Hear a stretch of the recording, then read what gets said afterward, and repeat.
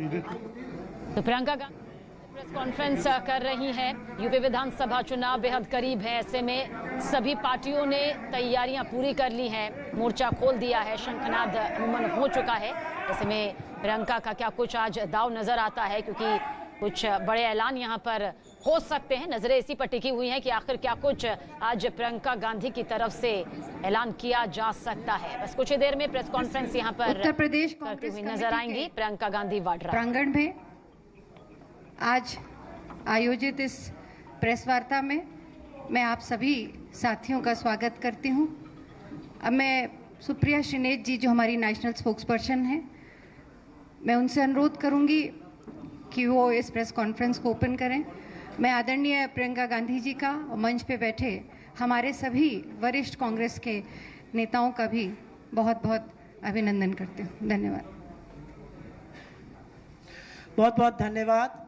मंच पर बैठी अखिल भारतीय राष्ट्रीय कांग्रेस की राष्ट्रीय महासचिव प्रियंका गांधी जी और सभी वरिष्ठ नेतागण और पत्रकार साथियों, आप सबका बहुत बहुत स्वागत है। आप सबको नमस्कार। और मैं ये दावे के साथ कह सकती हूँ कि आज का दिन देश की राजनीति में एक नया अध्याय, एक नई क्रांति लाएगा। मैं ये भी दावे के साथ कह सकती हूँ कि सक्रिय राजनीति में आने से पहले और उसमें आने के बाद जिस कर्तव्य बोधता का और जिन मूल्यों को लेकर प्रियंका जी चली हैं, उसमें साहस का, दृढ़ निश्चय का और करुणा का समावेश है। मैं सिर्फ इसलिए नहीं कह रही हूँ क्योंकि ये मेरी नेता हैं, लेकिन जब ये सड़कों पर उतर के अन्याय के खिलाफ लड़ती हैं तो इनकी साहस और दृढ़ निश्चय दिखता है। जब ये हाथरस में एक मजबूर मां को गले लगाती हैं और लखीमपुर में किसानों के आंसू पोंछती हैं तो इनकी करुणा, इनकी सहृदयता दिखती है। मुझे ऐसा लगता है कि उत्तर प्रदेश की राजनीति, उत्तर प्रदेश जो देश का सबसे बहुल्य क्षेत्र है, एक बड़े निर्णायक मोड़ पे खड़ा है। और आज जिस बात को करने के लिए प्रियंका जी आपके बीच में आई हैं, वो जरूर ऐतिहासिक है। मैं ये जरूर कहना चाहती हूं कि जिस आगामी चुनाव के लिए कांग्रेस पार्टी ने इस बार घोषणाओं के बजाय प्रतिज्ञा का प्रण किया है, और इस क्रम में आज जो सबसे बड़ी और सबसे पहली प्रतिज्ञा है, उसके बारे में आपको संबोधित करने के लिए देश की राजनीति की तरफ एक नई क्रांति का पहला कदम उठाने के लिए मैं प्रियंका गांधी जी को आमंत्रित करती हूं। मैम नमस्कार। आपको थोड़ा इंतज़ार कराया उसके लिए माफ़ी चाहती हूँ। ठीक है। जैसे सुप्रिया जी ने कहा, आज हमारी पहली प्रतिज्ञा के बारे में बात करना चाहती हूँ मैं। हमने तय किया है कि आने वाले विधानसभा चुनाव में उत्तर प्रदेश में कांग्रेस पार्टी 40% टिकट महिलाओं को देगी।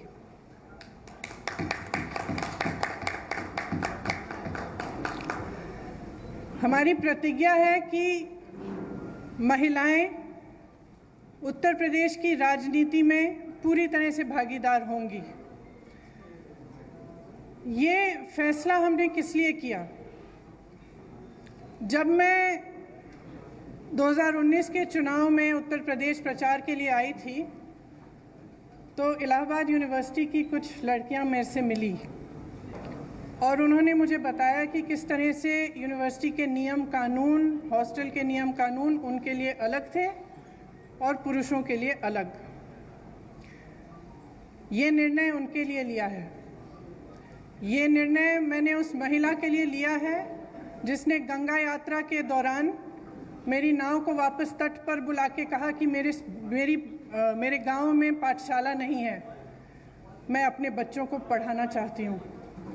ये निर्णय उस लड़की, प्रयागराज की एक लड़की पारो के लिए लिया गया है, जिसने मेरा हाथ पकड़ के मुझे कहा कि दीदी, बड़ी होकर मैं नेता बनना चाहती हूँ। ये निर्णय उसके लिए है। ये निर्णय चंदौली में जो शहीद एयरफोर्स के पायलट हैं, उनकी बहन वैष्णवी के लिए है, जिसने मुझे कहा कि उनके भाई शहीद हो गए हैं लेकिन वो पायलट बनना चाहती है। ये निर्णय उन्नाव की उस लड़की के लिए है जिसको जलाया गया, मारा गया, उसकी भाभी के लिए है जो आज भी संघर्ष कर रही है उसका, और उसकी 9 साल की भाभी की बेटी के लिए है जिसको स्कूल में धमकाया गया था। ये निर्णय हाथरस की उस माँ के लिए है जिसने मुझे गले लगाकर कहा कि उसको न्याय चाहिए, उसको न्याय नहीं मिल रहा है। ये निर्णय रमेश कश्यप की बेटी के लिए है, उसका नाम भी वैष्णवी है, जो बड़ी होकर डॉक्टर बनना चाहती है। लखीमपुर में एक लड़की मेरे से मिली, मैंने उससे पूछा क्या बनना चाहती हो बड़ी होकर, उसने कहा प्रधानमंत्री बनना चाहती हूँ। उसके लिए है ये निर्णय। ये निर्णय लखनऊ की एक बस्ती में लक्ष्मी वाल्मीकि के लिए है जो ITI पढ़ी है, BA की है, उसने कंप्यूटर कोर्स किया है, आज तक उसे नौकरी नहीं मिली है। ये निर्णय उसके लिए है। ये निर्णय सोनभद्र में उस महिला के लिए है जिसका नाम किस्मत है, जिसने अपने लोगों के लिए आवाज़ उठाई, संघर्ष किया और न्याय मांगा। ये निर्णय उत्तर प्रदेश की हर एक महिला के लिए है जो बदलाव चाहती है, जो न्याय चाहती है, जो एकता चाहती है, जो चाहती है कि आगे बढ़े उसका प्रदेश। मैं आप सबसे कहना चाहती हूँ, आप समाज सेविका हैं, आप अध्यापक हैं, आप एक नौजवान महिला हैं जो आप अपना भविष्य बनाना चाहती हैं, आप प्रेस में हैं, अगर आप बदलाव चाहती हैं तो इंतज़ार मत करिए। आपकी सुरक्षा कोई नहीं करने वाला। सब बातें करते हैं, सुरक्षा करने का जब समय आता है तो सुरक्षा उनकी होती है जो आपको कुचलते हैं। आज सत्ता का नाम ये है कि आप खुलेआम पूरे पब्लिक के सामने लोगों को कुचल सकते हैं। ये सत्ता बन गई है, ये गलत है। घृणा का बोलबाला है, नफरत का बोलबाला है, गलत है। इसको महिलाएं बदल सकती हैं। महिलाएं इसलिए बदल सकती हैं क्योंकि करुणा भाव, सेवा भाव और दृढ़ता, शक्ति सबसे ज़्यादा महिलाओं में है। मैं आपसे कहना चाहती हूँ, राजनीति में आओ, मुझसे कंधा से कंधा मिलाओ। मैं जानती हूँ कि आपके संघर्ष क्या हैं। मेरी प्रेस की सहेलियाँ यहाँ हैं, मैं जानती हूँ, मैं आपको देखती हूँ सुबह से शाम तक आप कैसे दौड़ती हैं, किन परिस्थितियों में। जब सीतापुर में बीच रात में अंधेरा था, मुझे घेर लिया पुलिसकर्मी ने, महिला पुलिसकर्मी थी, मुझे घेरा, मुझसे लड़ी, मैं भी भिड़ गई उनसे। उसके बाद मुझे उन्होंने जीप में बिठाया और अंधेरे रात में सिर्फ मैं, वो दोनों और 2 कांस्टेबल मुझे सीतापुर के PSC कंपाउंड में ले गए। एक का नाम मधु था, एक का नाम पूजा। ये निर्णय उनके लिए भी है क्योंकि मैं समझी कि 4 बजे सुबह तक ड्यूटी पे थी। उनकी एक अफसर जिनकी पोस्टिंग सीतापुर में थी लेकिन जिनकी बूढ़ी माँ अकेली नोएडा में रहती है। कितना संघर्ष करना होता है महिलाओं को। कौन करेगा ये संघर्ष आपके साथ अगर आप एकजुट नहीं होंगी। अगर देश को जातिवाद और धर्म की राजनीति में से निकालकर विकास की राजनीति की ओर ले जाना है, अगर देश को समता की राजनीति की ओर ले जाना है, भागीदारी की राजनीति की ओर ले जाना है, तो महिलाओं को आगे बढ़ना पड़ेगा। आपको खुद ये काम करना पड़ेगा। आगे बढ़िए। मैं आग्रह करती हूँ आपसे, हमने आवेदन पत्र मांगे हुए हैं हर विधानसभा के लिए। ये अगले महीने की 15 तारीख तक खुला रहेगा। ख़ास तौर से मेरी बहनों के लिए, जो लड़ना चाहता है आओ मेरे पास आओ, आपको मौका मिलेगा। हम इस देश की राजनीति, इस प्रदेश की राजनीति बदलेंगे। धन्यवाद।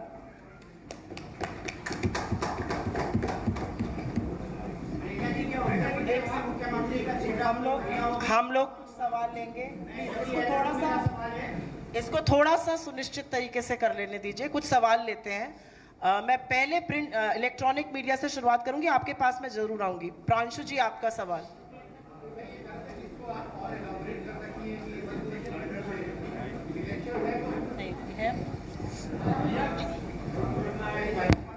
इसको अगर और इलैबोरेट कर सके कि इस डिसीजन के पीछे का एक पॉलिटिकल रैशनल क्या है, क्योंकि लोग ये चाहेंगे।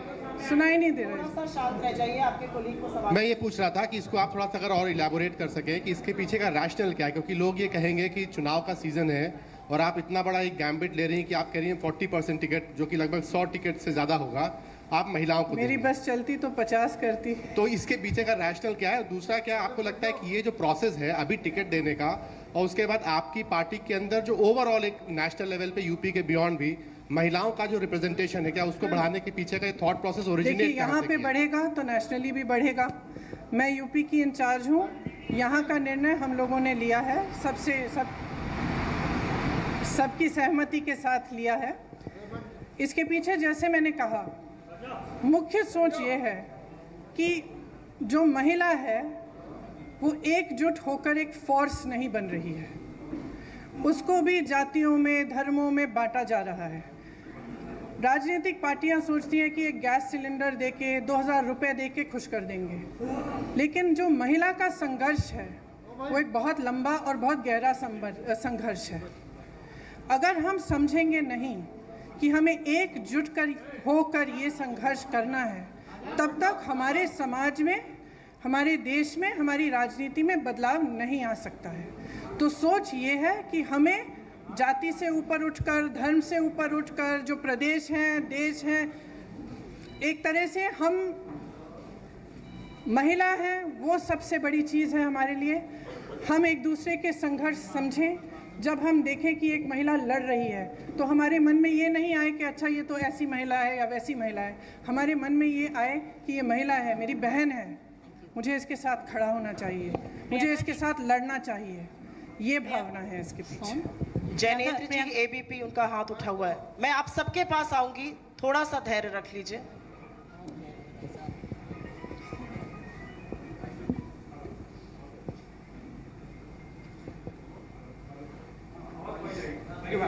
मैम, सवाल ये है कि 40% क्यों?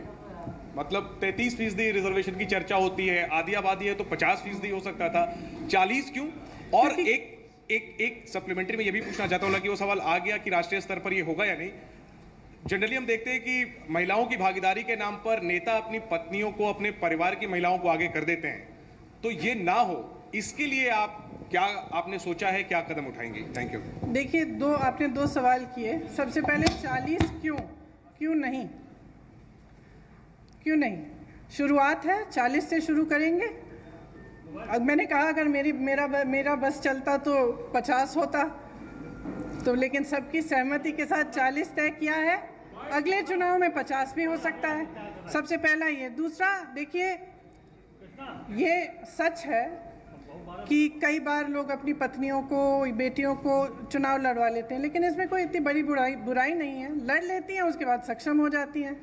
मुझे याद है, एक अमेठी में एक प्रधान थे, उन्होंने अपनी बीवी को लड़ाया, कुछ साल बाद मेरे पास आए, कहा कि आप संभालिए, मुझसे तो नहीं संभलती हैं, सारे निर्णय ले रही हैं। तो मैंने कहा आप क्यों रो रहे हो? तो ये तो देखिए, ये प्रोसेस होता है, एक शुरुआत होती है इस प्रोसेस की, और आस्ते आस्ते सक्षमता मिलती है। तो इसमें कुछ, मुझे तो कोई बुराई नहीं लगती। सीमांत नकवी जी, भारत समाचार से। सब पुरुष पूछ रहे हैं। नहीं, महिलाओं के पास इसके बाद आऊंगी, आप लोग के पास इसके बाद। Thank you. मैम, 2017-2019 में जिस तरह के नतीजे रहे हैं कांग्रेस के, ये सब ने देखा, तो क्या इतनी बड़ी संख्या में महिला मजबूत प्रत्याशी आप लोगों को मिल पाएंगी 2022 के चुनाव के लिए? देखिए, हमें प्रत्याशी मिलेंगी, लड़ेंगी वो। अगर इस बार मजबूत नहीं होंगी, अगली बार मजबूत होंगी। हमें लड़ाना है, हम पूरी तरह से मदद करेंगे, समर्थन करेंगे और लड़ेंगे जी जान से। एएनआई से कामना जी, अब मुझे लगता है कुछ महिलाओं को चांस जरूर देना चाहिए। एएनआई से कामना जी। मेरा सवाल है, आप सबके पास आएंगे, थोड़ा सा धैर्य रख लीजिए, आप ही के कोलीग्स हैं। कामना जी, मेरा सवाल है, आपने उत्तर प्रदेश के लिए ये बात कही, मैं जानना चाहती हूँ, जिस स्टेट में ऑलरेडी कांग्रेस की सरकार है, पंजाब हो, वहाँ पर तो चुनाव होने वाले, क्या यही फॉर्मूला वहाँ पे भी लागू करेंगी? देखिए, मैं उत्तर प्रदेश की इंचार्ज हूँ यहाँ का। जैसे मैंने कहा, हमने निर्णय लिया है। अब ये मिसाल बनेगा, अगर दूसरे भी इसको फॉलो करना चाहते हैं तो बहुत अच्छा रहेगा। ऐसा देखने में आता है प्रियंका जी कि जातिगत आधार पर टिकट मिलते हैं। माफ करिए, तो क्या एक सवाल प्लीज पूछिए, उनको खत्म करने दीजिए, फिर आपके पास आते हैं। महिलाओं को जो टिकट दिया जाएगा, क्या वो जातिगत आधार पे दिया जाएगा? क्या वो जाति के आधार पे दिया जाएगा? महिला की सक्षम योग्यता के आधार पर दिया जाएगा, मेरिट के आधार पर। वो कितना काम कर रही है, कितना उसके विधानसभा के लोग उनको पहचानते हैं, उसके हिसाब से दिया जाएगा। नहीं, एक शायद ये इंतजार कर रही थी ये जी।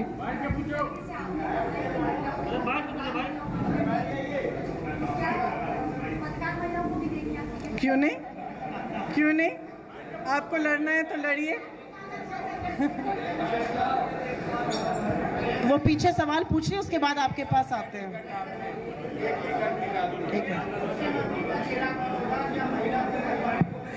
वो आगे जाके देखेंगे।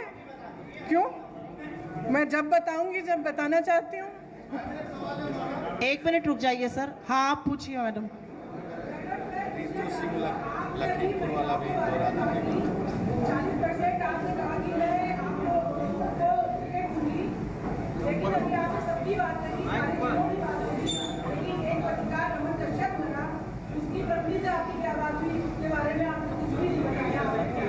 मैंने उनकी बेटी का जिक्र भी किया, आप शायद सुन नहीं रही थी। सॉरी, और वो लड़ना चाहेंगे तो जरूर।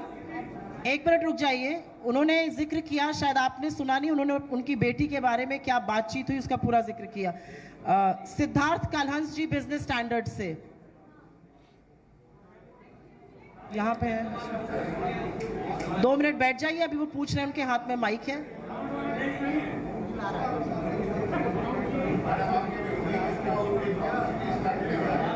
प्लीज आप लोग थोड़ा शांत रहिए, आपके कोलीग एक सवाल पूछ रहे हैं, आप लोगों से अनुरोध है थोड़ा सा धैर्य और शांति रखिए। अभी रुक जाइए, वो सवाल पूछ रहे हैं। मैं अपने विरोधियों को कहना चाहूंगी कि थोड़ी अपनी क्रिएटिविटी बढ़ा लें, क्योंकि मैं जो भी करती हूँ वो या तो उसको टूरिज्म बोलते हैं या पब्लिसिटी स्टंट बोलते हैं। अब कुछ नया ढूंढें। अब 2 साल हो गए हैं, बस वही दोहराते जा रहे हैं। थोड़े से क्रिएटिव हो जाएं, कोई और आलोचना ढूंढे मेरे लिए। हम लोग सवाल सिर्फ इसी मुद्दे पर लेंगे, ये एक ऐतिहासिक मुद्दा है। अगर आपका सवाल इस पर हो तो जरूर पूछिए।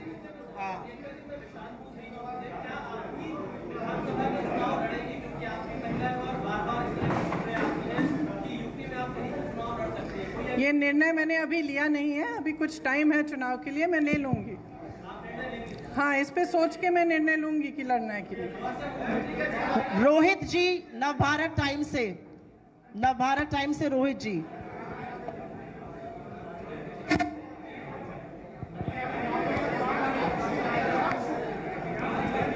माइक दीजिए इधर। ये आप इस माइक पर पूछिए सवाल। आपके पास आ रहे हैं, अगला आपके पास आ रहा है। यही मामला 2024 में भी लागू होगा। आशा है कि 2024 में इससे ज्यादा होगा। आपका सवाल।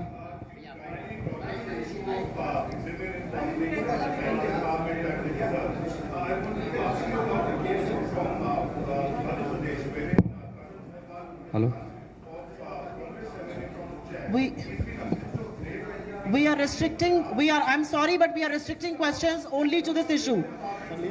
No, this is a historic issue. I will not let any other questions be asked. Please respect my prerogative. This is a historic issue. Shall we do one thing? Shall we have a separate interview and I'll answer your questions? We cannot have you. Next question, please. मैं समर्थ हूँ आज तक से। मेरा सवाल है कि अखिलेश यादव लगातार कह रहे हैं कि वो मुख्य विपक्ष हैं। कांग्रेस पार्टी और प्रियंका गांधी, आपका इसको लेकर क्या कहना है? आप इस मुद्दे पर अगर आपका सवाल हो तो जरूर हाथ उठाइए। आज ये ऐतिहासिक है, मुझे लगता है कि इस मुद्दे को समझिए। आज तक आजाद हिंदुस्तान में 40% टिकट किसी भी पार्टी ने कहीं पर भी महिलाओं को नहीं दिया है। इसकी थोड़ी सी ऐतिहासिकता को समझिए। प्रिंट से प्रशांत जी सवाल पूछना चाहते हैं, उनके पास माइक दीजिए।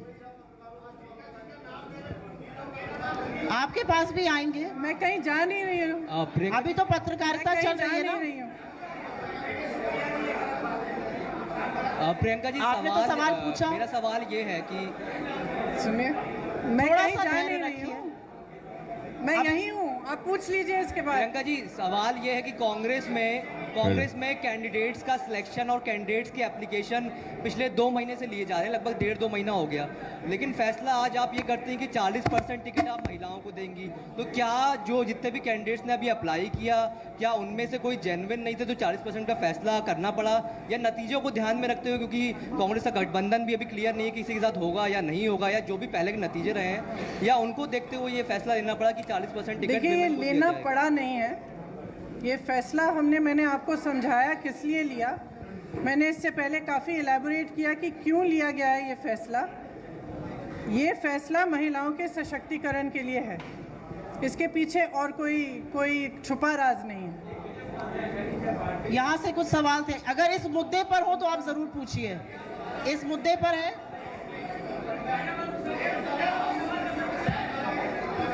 इनको माइक दीजिए, एक करके पूछिए। ये हेलो, एक सवाल मेरा ये है कि कांग्रेस की रणनीति क्या है, किस रणनीति? ये माइक दीजिएगा, इनको आवाज नहीं आ रही है।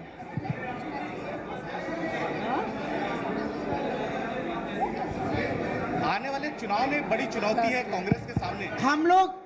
आप लोग थोड़ा धैर्य रखिए, ये पत्रकार वार्ता है, वो सवाल पूछ रहे हैं मैम, 2 मिनट रुक जाइए, पूछिए आप इस मुद्दे पर अगर है तो। इसके अलावा हम लोग किसी मुद्दे पे आज चर्चा नहीं करेंगे। आने वाले समय में बड़ी चुनौती है कांग्रेस के सामने। आप अमेठी जैसी जगहों पर आप सीट हार गई, तो कैसे अपने लोगों को आप इकट्ठा करेंगी? क्योंकि जिस तरह से आप देखें, भारतीय जनता पार्टी ने अपने तमाम प्रोग्राम चलाए हैं, उसकी अपेक्षा कांग्रेस उतना जमीन पर दिख नहीं रही। आपको शायद मालूम नहीं होगा कि पिछले 2 सालों में 18,700 से ज़्यादा कांग्रेस के कार्यकर्ता जेल गए हैं उत्तर प्रदेश में। 3 दिन से 3 महीनों के लिए लगातार प्रोग्राम कर रहे हैं। और शायद आपने भी महसूस किया होगा कि अगर सड़क पे कोई पार्टी लड़ रही है तो वो कांग्रेस ही है। प्रियंका मैम, मेरा एक सवाल है आपसे कि राहुल जी आते हैं, वो रणदीप सुरजेवाला के साथ होते हैं, आप सुप्रिया जी के साथ आई हैं। हम लोगों का जो इंटरेक्शन होता है वो यहाँ पे लोकल लोगों से होता है। ये आएंगी, दिल्ली चली जाएंगी, हम लोगों को यहाँ पर उस तरीके से जो खबरें हैं वो सारी चीजें हैं जी। तो मेरा सवाल क्या है जी? मेरा सवाल मैम यही है कि सबसे पहले आपको ईद मिलादुन नबी की मुबारकबाद।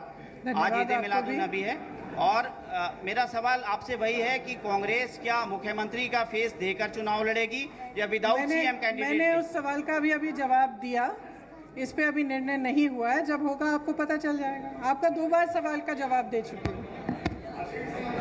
कहिए, उससे पूछे तो, इन दोनों से पूछे। इस मुद्दे पर सवाल है, नहीं चल रहा है आपका सवाल, इस मुद्दे पर है।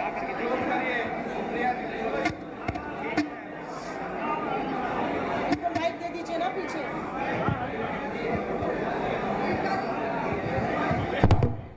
मैडम, मेरा एक सवाल ये था कि अल्पसंख्यक मुद्दे पर कांग्रेस का क्या है? नहीं सर, हम सवाल सिर्फ इस इशू पर लेंगे। आज की प्रेस कॉन्फ्रेंस महिलाओं के मुद्दे पे है, उसके बाद आप मेरे से बात कर सकते हैं दूसरी। जी,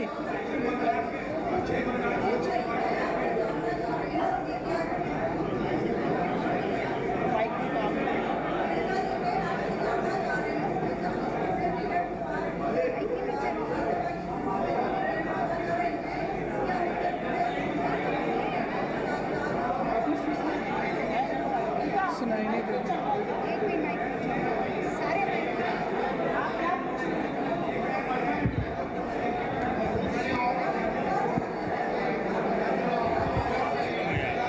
हेलो,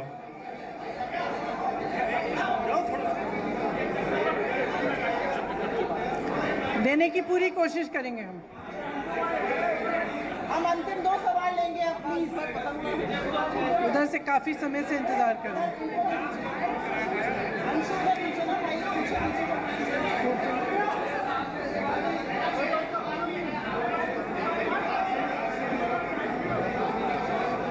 आप पूछिए सवाल।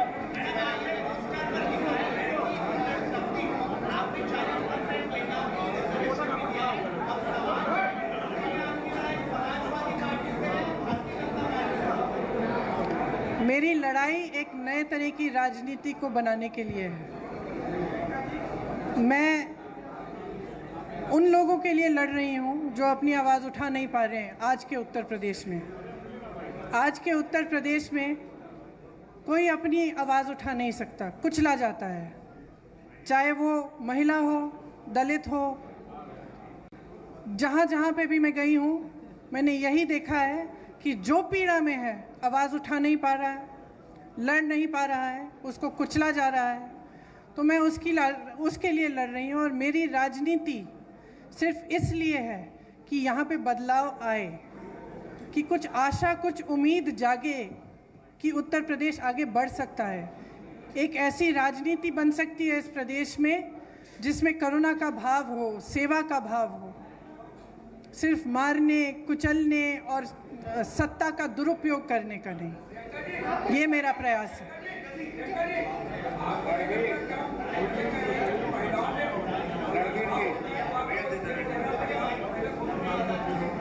अब ठहरिए, देखिए क्या होता है आगे आगे।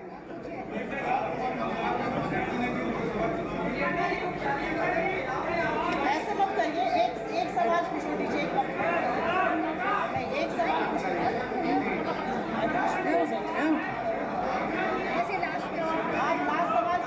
आप यहाँ पे मुझे कम महिलाएं दिख रही हैं, इसलिए इतना कम अनुशासन है। देखो कितनी शालीनता से खड़ी हैं वहाँ पे पीछे, और आप सब चिल्ला रहे हैं। हम लोग अंतिम सवाल लेंगे।